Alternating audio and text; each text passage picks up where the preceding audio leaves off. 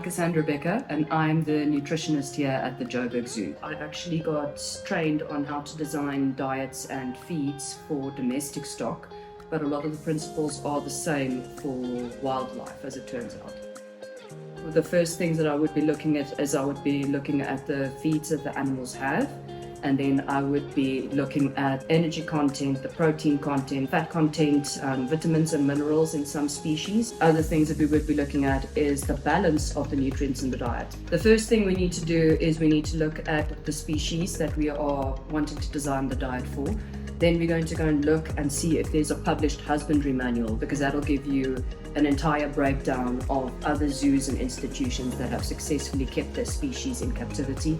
And they will then include things like the enclosure designs, the group dynamics, the weights and the sizes of the animals, their breeding, their nutrient needs, their dietary needs. So then I will use that husbandry manual and then formulate a diet based on the information in that husbandry manual.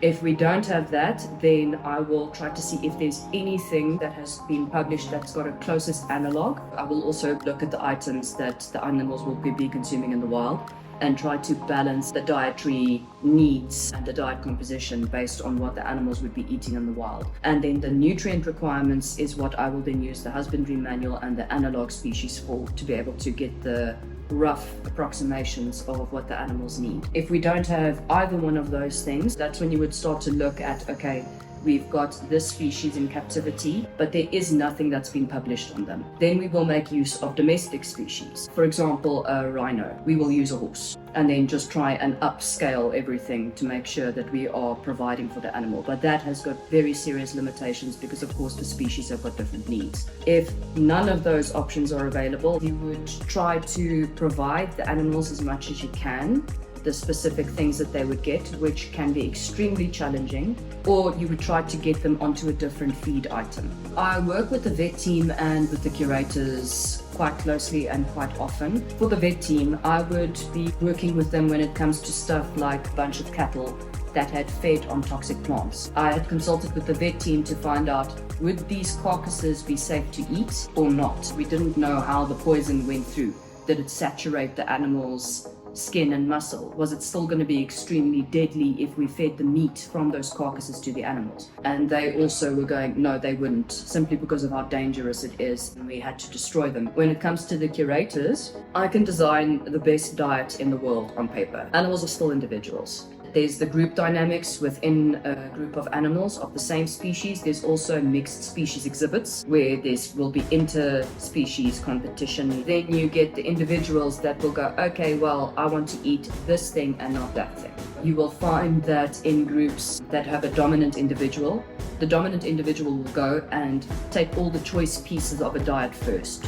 So they will go, in a primate, for example, they'll eat all of the fruit, all the bananas, all the apples, leaving only the pellets and the less desirable things like vegetables for the other animals to eat.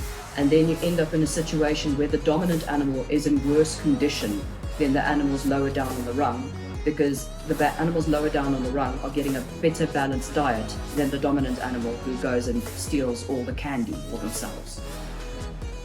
One of the things that is very, very interesting for zoo animal nutrition is that we're constantly trying to improve.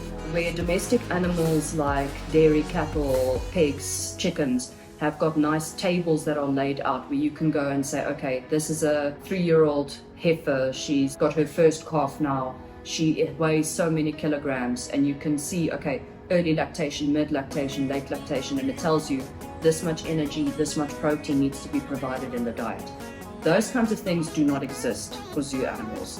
There's this constant need to have to improve the way that we look at what these animals need. That for me, it's an extremely open field. It is a lot of stuff that we don't know, and there's just so much that we can learn. It's a very exciting field to go into if you're interested in that kind of thing.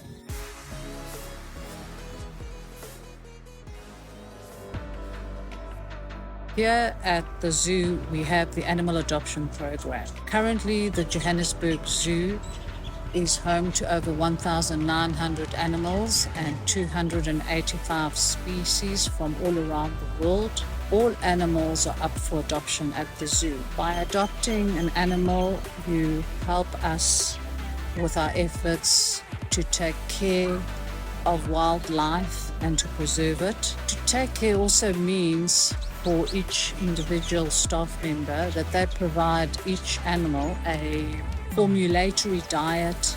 They provide basic enrichment, behavior enrichment within the enclosures. We help to stimulate and exercise the mind of the animal, which is just as important as the space where they are allowed to run, jump, climb and play. When we adopt an animal, we cannot take the animal home. The animal stays in the zoo.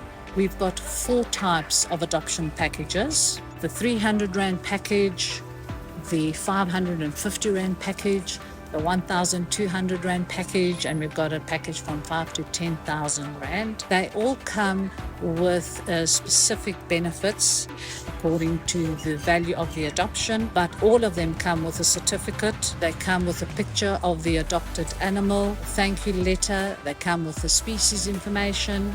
They come with a zoo map, as well as admission tickets. The payment is a once-off payment. The payment is for an entire year, and the adoption is for entire year. How long does it take to receive your adoption pack? Within 7 working days, you will be able to collect it from the zoo. If you cannot collect it from the zoo, you pay a little bit more for the courier to collect on your behalf. So how do you go about buying an adoption pack? You can buy it online at www.jhbcityparksandzoo.com, over the phone on Johannesburg dialing code 011 646 2035, or via email iona@johannesburgzoo.org, or you can come and visit us at our offices in the zoo at the Stone Building.